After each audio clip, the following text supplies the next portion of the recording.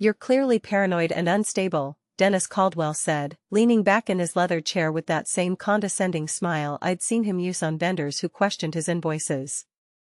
The late afternoon sun, filtering through the panoramic windows of his corner office, cast long, ominous shadows across his polished mahogany desk, making the expensive silver pen set gleam like a row of miniature daggers. "Nobody will believe a word you say." His voice was smooth, almost gentle, a stark contrast to the venomous words he uttered. I stood before him, my hands clenching a simple manila folder. My heart was a frantic drum against my ribs, but my face, I prayed, was a mask of calm professionalism. Inside that folder was enough evidence to not just end his career, but to shatter the pristine, respectable image he had so carefully constructed. I was standing in his corner office in Denver, Colorado, the city skyline a glittering, indifferent backdrop to the ugliest moment of my professional life. I had dedicated the last 12 years of my life to Gravora Group. I started as a junior accountant, fresh-faced and ambitious, and worked my way up to head of the payroll and benefits department. I knew the company's financials better than I knew my own. Gravora Group was a mid-sized manufacturing company, the kind of place that prided itself on being a family. We had company picnics in the summer and a lavish holiday party every winter. Dennis Caldwell, our chief financial officer, was the patriarch of this so-called family. He was charismatic, always remembered everyone's name, and made a point of asking about your kids or your sick mother. He had an aura of unimpeachable integrity, the kind of man you trusted implicitly. I know I did. 4 years. The distant, rhythmic hum of our accounting department working to wrap up another day was the only other sound in the room. It was a sound I usually found comforting, the steady pulse of a well-oiled machine. But today, it sounded like a countdown timer. "Dennis, the numbers don't lie," I said quietly, my voice steady despite the adrenaline coursing through my veins, making my fingertips tingle. "The pension fund is missing $200,000. And every single withdrawal traces back to your authorization codes." His laugh was sharp and dismissive, a sound that cut through the quiet tension like shattering glass. "Monica, Monica, Monica. You've been under a lot of stress lately, haven't you? Maybe you should take some time off. Get your head straight." The patronizing tone made my jaw clench so hard a muscle twitched in my cheek. I was 46 years old. I had managed this company's payroll and employee benefits, a multi-million-dollar responsibility, with zero discrepancies for over a decade. I had caught a major payroll error 2 years ago that had saved the company $50,000, earning me a bonus and a personal commendation from the CEO himself. And now, Dennis was treating me like an hysterical child who couldn't read a spreadsheet. But something in his eyes, a flicker of something cold and hard behind the practiced charm, told me this conversation was about to take a very different turn than I'd hoped. This wasn't just a dismissal, it was a threat. My journey to this disastrous confrontation began 3 weeks ago, during our standard quarterly audit. It was a tedious process, but one I took immense pride in. Precision was my craft. I was reviewing the pension fund distributions when I noticed it, a small anomaly, a transaction that didn't quite fit the established pattern. It was a withdrawal of $12,500, coded as a hardship distribution. Not unheard of, but the authorization came through on a weekend, which was unusual. I flagged it for review and moved on. Initially, I chalked it up to a clerical error, perhaps a new system glitch. But a nagging feeling, the kind that had served me well throughout my career, wouldn't let it go. That night, I couldn't sleep. I kept seeing that line item in my mind. The next day, I started digging. I told myself it was just for my own peace of mind, to prove that everything was in order. I pulled the records for the past 18 months. And there it was again. And again. Irregular withdrawals, always between $8,000 and $15,000, always authorized by Dennis's code, and always funneled to a vendor account I'd never seen before, Goldthorn Industries. We worked with a Goldthorn Manufacturing, a legitimate parts supplier, but not Industries. The difference was subtle, easily overlooked in a cursory review. My blood ran cold. This wasn't a glitch. This was a pattern. This was deliberate. I felt a wave of nausea. This was Dennis. The man who had mentored me, who had praised my diligence, who had sent a lavish flower arrangement when my father passed away. It couldn't be. But the numbers were irrefutable. I started working after hours, my office door locked, the glow of my monitor the only light.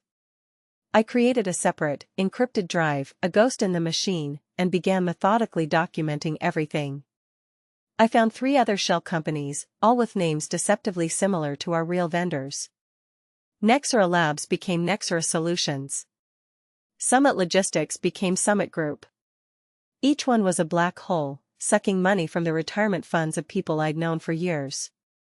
People like Janet in shipping, a sweet woman with weathered hands and a warm smile, who was just 3 years from retirement and talked endlessly about the little seaside cottage she was going to buy.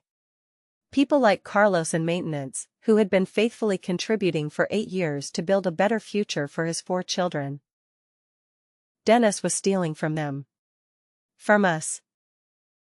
The weight of the discovery was crushing. What was I supposed to do? Go to the CEO? Dennis had the CEO's ear, they played golf together every Saturday. He could easily paint me as incompetent or, worse, malicious. He could ruin me. That's when I remembered the Colorado Financial Ethics Advisory Board. I had spent 5 years volunteering with them before my workload at Gravora became too demanding.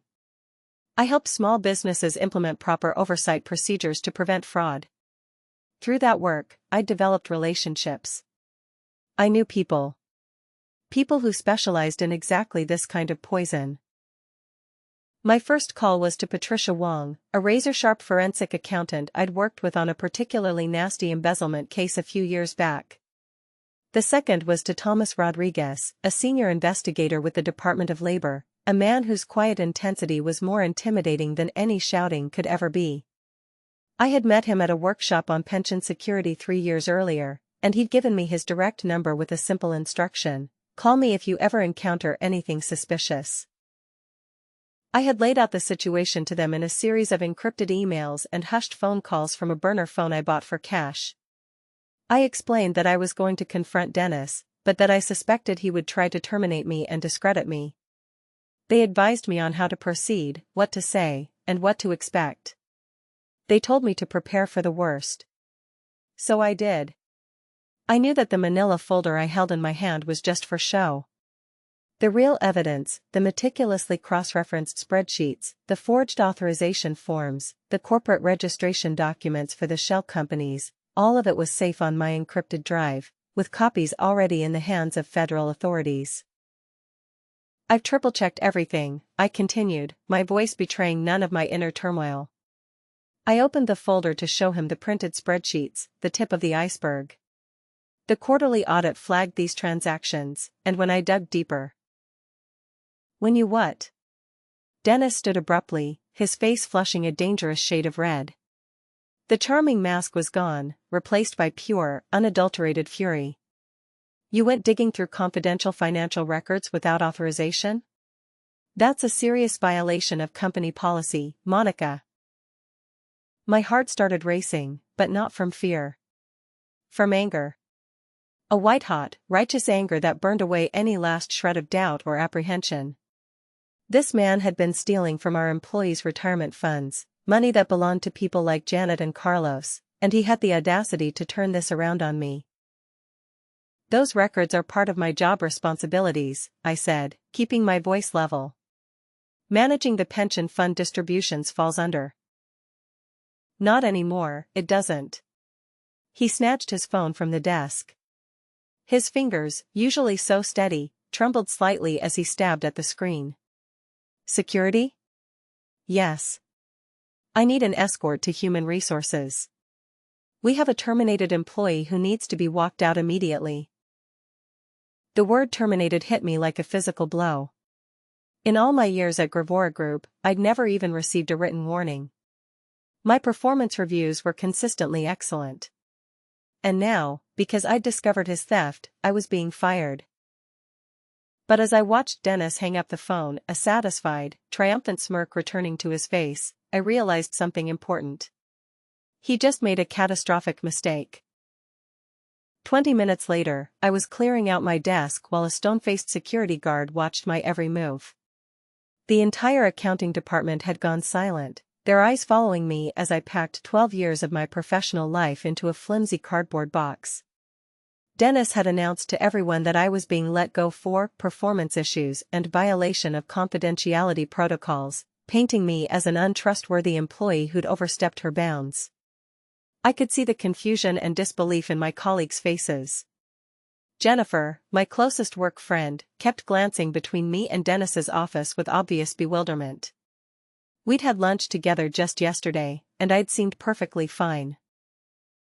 Janet from shipping, her brow furrowed with concern, even walked over to ask if I needed anything, her weathered hands patting my shoulder gently. "I'm okay," I told her softly, though my hands were shaking slightly as I packed my personal items. "Just take care of yourself, Janet. Make sure you keep track of your pension statements, all right?" She nodded, not understanding the deeper meaning behind my words, but something in my tone made her promise she would. What Dennis didn't know, what nobody in that office knew, was that I'd been preparing for this possibility since the moment I'd first spotted the discrepancies 3 weeks ago. My background wasn't just in accounting. And I'd learned to think like an investigator. The manila folder Dennis had dismissed so confidently was just a fraction of what I'd uncovered.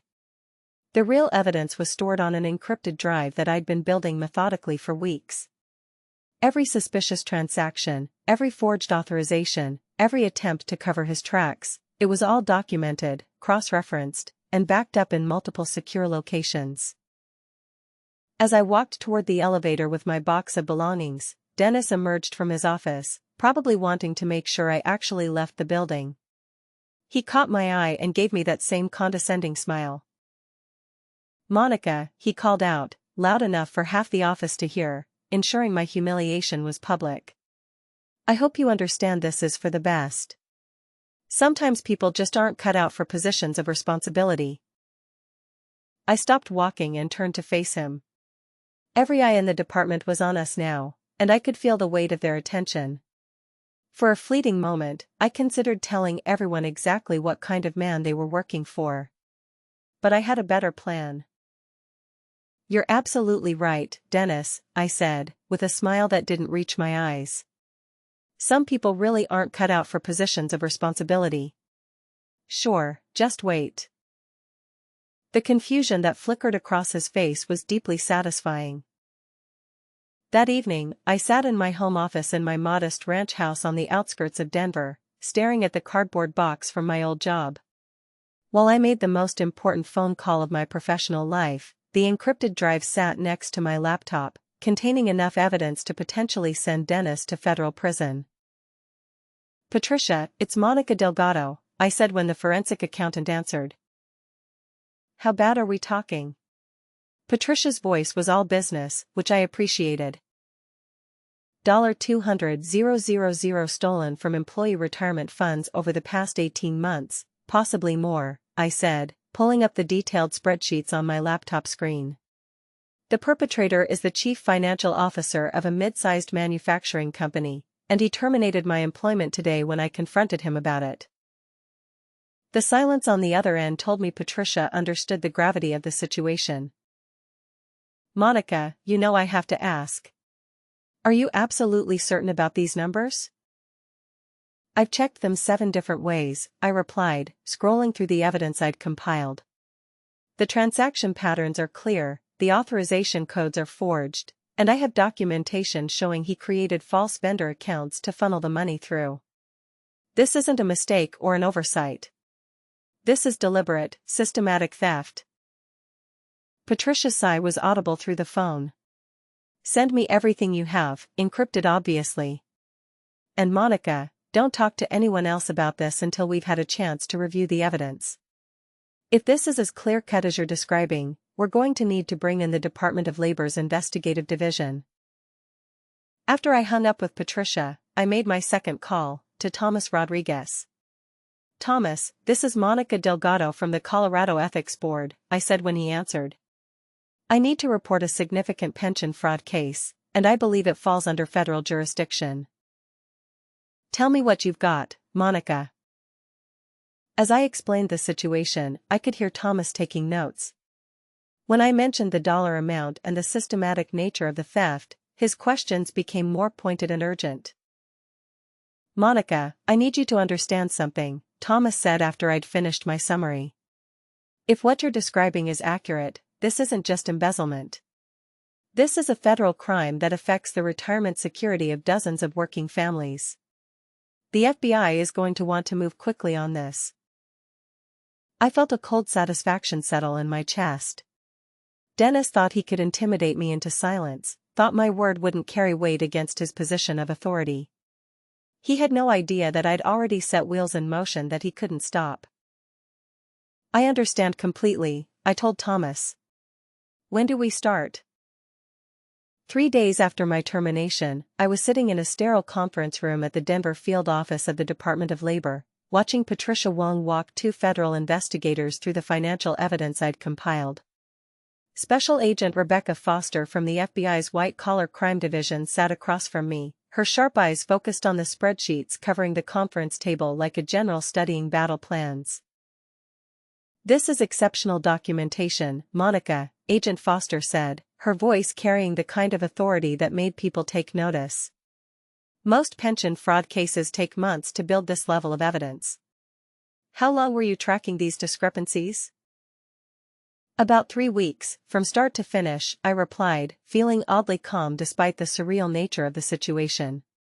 Once I identified the pattern, it was just a matter of following the electronic trail. Dennis wasn't particularly sophisticated in covering his tracks. He seemed to think his position would protect him from scrutiny. Thomas Rodriguez, the Department of Labor investigator I'd contacted, leaned forward with interest. What made you start looking in the first place? Our quarterly audit flagged some unusual withdrawal patterns, I explained, pointing to the timeline I'd created. The amounts weren't enormous individually, usually between $8,000 and $15,000, but the frequency was wrong. Pension fund distributions should follow predictable patterns based on employee retirement schedules and emergency hardship applications. These transactions didn't match any of our documented employee requests. Agent Foster exchanged a look with her partner, Agent David Chin. And when you confronted your supervisor about these discrepancies? He terminated my employment within 24 hours, I said, unable to keep a slight edge from my voice. Claimed I was paranoid and unstable, said nobody would believe me. Then he had security escort me out for alleged performance issues and confidentiality violations. Classic intimidation tactic, Agent Chin observed, making notes in his file. Discredit the whistleblower to undermine their credibility. Unfortunately for Mr. Caldwell, he doesn't understand how federal investigations work. Patricia looked up from the financial documents she'd been reviewing. Monica, I need to ask about your access to these records. Were you authorized to conduct this level of financial investigation? Absolutely, I said firmly. Managing pension fund distributions was part of my core job responsibilities. I had full administrative access to the retirement account systems, and conducting quarterly audits was literally in my job description. Dennis tried to frame it as unauthorized access, but every search and every download was within my legitimate work scope. Agent Foster nodded approvingly. That's crucial for the integrity of the evidence. And you said you have documentation showing false vendor accounts? I pulled out another folder from my briefcase. Dennis created 4 different shell companies with similar names to legitimate vendors we work with regularly. Goldthorn Manufacturing became Goldthorn Industries. Nexera Labs became Nexera Solutions. He was counting on the similarity to avoid detection during routine payment processing. How much money total? Agent Chen asked. From what I could trace, approximately $230,000 over 18 months, I said. But I suspect it goes back further. Dennis has been the CFO for 3 years, and I only had access to review records going back 2 years, due to our document retention policies. Agent Foster stood and walked to the window, her expression thoughtful. Monica, I want you to understand that once we move forward with this investigation, Dennis Caldwell is going to know exactly who provided the evidence against him. Are you prepared for the possibility of retaliation? I thought about Janet from shipping, counting on her pension for retirement in 3 years. I thought about Carlos in maintenance, faithfully contributing to a fund that Dennis was treating like his personal bank account. I thought about all the employees at Gravora Group who trusted that their futures were secure. Agent Foster, I said, meeting her gaze steadily. Dennis Caldwell already fired me for doing my job. What more can he do to me? 1 week later, I was consulting with the FBI's Financial Crimes Unit when my phone buzzed with a text message that made my blood run cold. It was from Jennifer, my former colleague in the accounting department.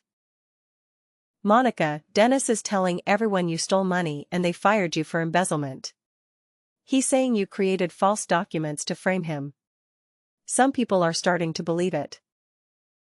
Agent Foster noticed my expression change immediately. What is it? I showed her the message, watching her jaw tighten as she read.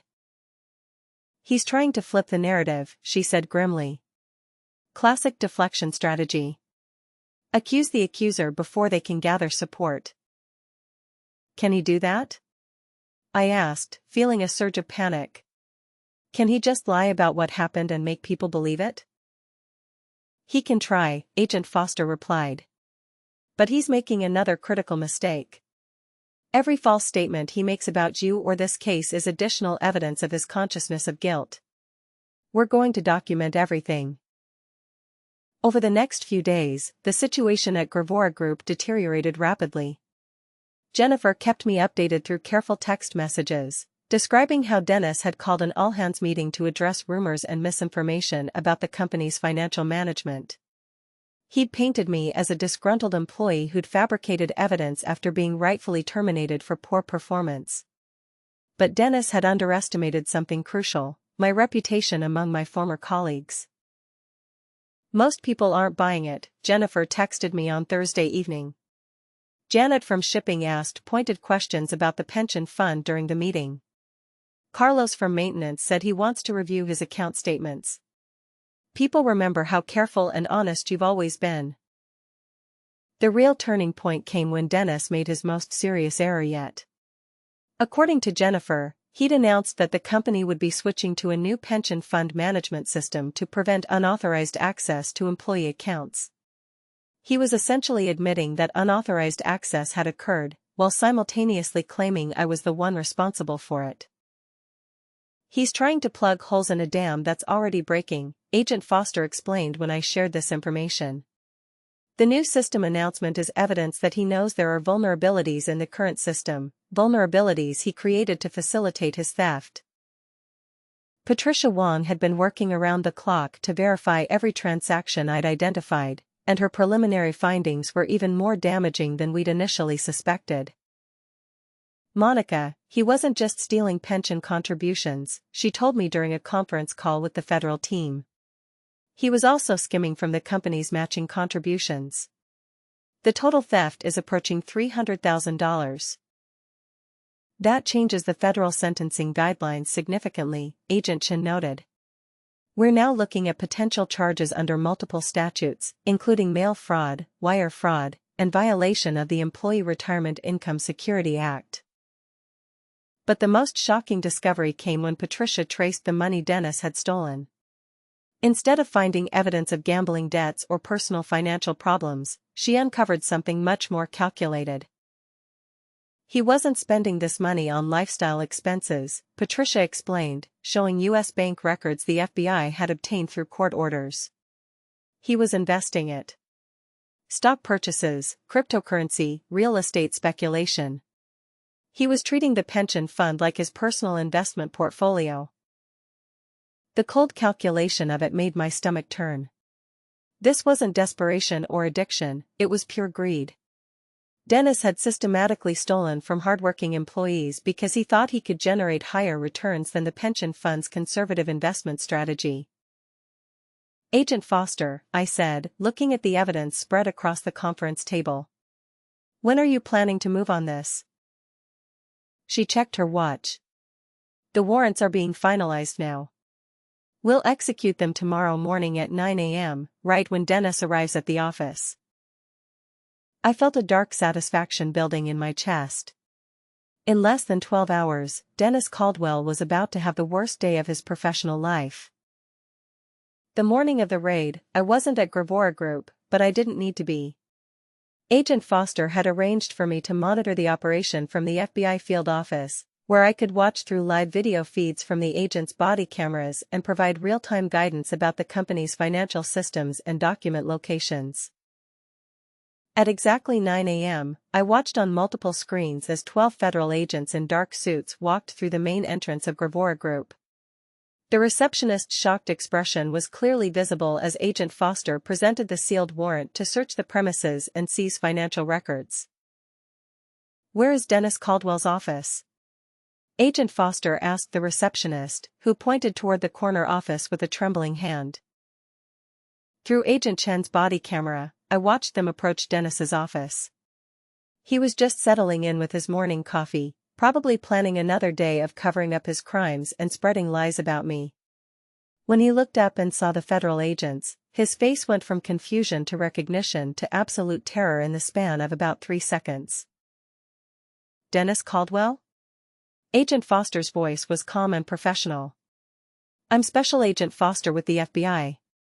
We have a warrant to search these premises in connection with an investigation into pension fund fraud.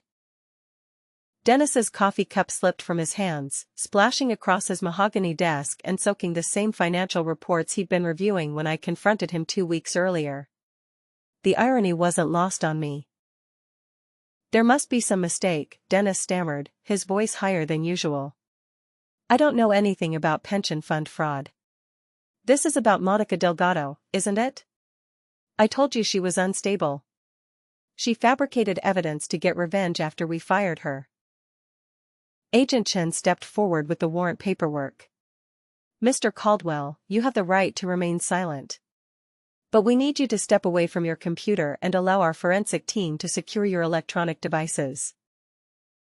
Through the video feed, I watched Dennis's face cycle through emotions I'd never seen from him before: panic, desperate calculation, and finally, a defeated recognition that his carefully constructed lies were collapsing around him. The search of his office revealed even more evidence than we'd expected. In addition to seizing his computer and financial files, the agents found handwritten notes detailing his shell company scheme, including passwords and account numbers he'd apparently been too arrogant to properly hide. But the moment that satisfied me most came when Agent Foster asked Dennis about the missing pension funds directly. Mr. Caldwell, can you explain why employee pension contributions totaling approximately $300,000 were transferred to accounts under your control? Dennis's response was exactly what I'd expected from him. That's impossible. The pension fund is completely secure. Monica Delgado had unauthorized access to those systems, and she must have manipulated the records to make it look like I was involved. Agent Foster's expression didn't change, but I could hear the satisfaction in her voice when she replied, Mr. Caldwell, we have independent forensic confirmation of these transactions from the bank's own records. We also have documentation showing that you personally authorized each transfer using your administrative credentials. These aren't manipulated files. They're federal banking records. The silence that followed was deafening. Through the camera feed, I could see Dennis realizing that his lies were useless against documented federal evidence. His shoulders slumped, and for the first time since I'd known him, he looked genuinely small. As the agents continued their search, word spread throughout the office. I could see employees gathering in confused clusters, whispering among themselves as they watched federal agents systematically dismantling Dennis's world. Janet from shipping stood near the elevator, her face a mixture of shock and growing understanding. The man who'd called me paranoid and unstable was now being read his rights by the FBI while his office was searched for evidence of federal crimes. 6 months later, I sat in the federal courthouse in Denver, watching Dennis Caldwell face the consequences of his actions. The courtroom was packed with Gravora Group employees, many of whom had taken time off work to witness their former CFO's sentencing hearing. Dennis looked nothing like the confident, condescending man who'd fired me. His expensive suits had been replaced by a basic gray outfit, his face was gaunt, and his hands shook slightly as he stood before Judge Margaret Harrison. The federal investigation had uncovered evidence of theft totaling over $400,000, far more than even I had initially suspected. "Mr. Caldwell," Judge Harrison said, her voice carrying the weight of federal authority. "You systematically stole from the retirement accounts of dozens of hard-working employees over a period of nearly 3 years. You violated the trust placed in you as a fiduciary, and when confronted with evidence of your crimes, you attempted to destroy the reputation and livelihood of the person who uncovered your theft." I watched Dennis's face as the judge continued, feeling a cold satisfaction as each word landed like a physical blow. "Your actions demonstrate a calculated disregard for the financial security of others, and a willingness to victimize those who depend on their pension benefits for basic survival. The court sentences you to 42 months in federal prison, followed by 3 years of supervised probation. You are also ordered to pay full restitution to the affected pension fund, plus penalties and interest." As the bailiff led Dennis away in handcuffs, he turned one last time to scan the courtroom. His eyes found mine across the packed gallery, and I saw the moment he truly understood what had happened to him. The paranoid, unstable woman he'd dismissed had systematically documented his crimes and delivered him to federal justice. I didn't smile. I didn't gloat. I simply met his gaze with the same steady calm I'd shown in his office that day, and watched him disappear through the courthouse doors. The aftermath of Dennis's conviction brought changes I hadn't anticipated. Within a week of his sentencing, I received a call from the Department of Labor's Office of Inspector General, offering me a position as a senior investigator specializing in pension fraud cases. "Monica, your work on the Caldwell case was exceptional," explained Director Sarah Matthews during our phone interview. "We need investigators who understand both the technical aspects of financial crimes and the human impact of retirement security theft. Would you be interested in making this kind of work your full-time career?" The irony was profound. Dennis had fired me for doing my job too well, and now the federal government wanted to hire me for exactly the same skills he'd tried to silence. I accepted the position immediately.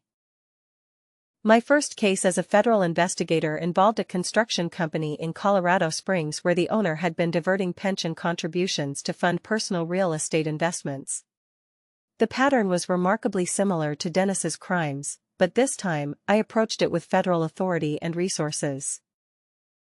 Meanwhile, Gravora Group had implemented comprehensive reforms to prevent future pension fraud. The new CFO, brought in from outside the company, established multiple oversight layers and mandatory auditing procedures. Janet from shipping approached me at Dennis's sentencing to thank me personally. "You saved my retirement," she said, her eyes bright with tears. "I was 3 years away from retiring, and if he'd kept stealing, I don't know what I would have done." That conversation made everything worthwhile. The stress, the confrontation, the temporary unemployment, even Dennis's attempts to destroy my reputation, every challenge I'd faced had led to this moment, protecting working families from financial predators. As I walked out of the courthouse that day, I realized Dennis had been right about one thing. Nobody would believe his word. Not anymore, and not against federal evidence. As I settled into my new role as a federal investigator, I often reflected on the twisted path that had led me here, knowing that Dennis's attempt to silence me had only amplified my voice in ways he never could have imagined.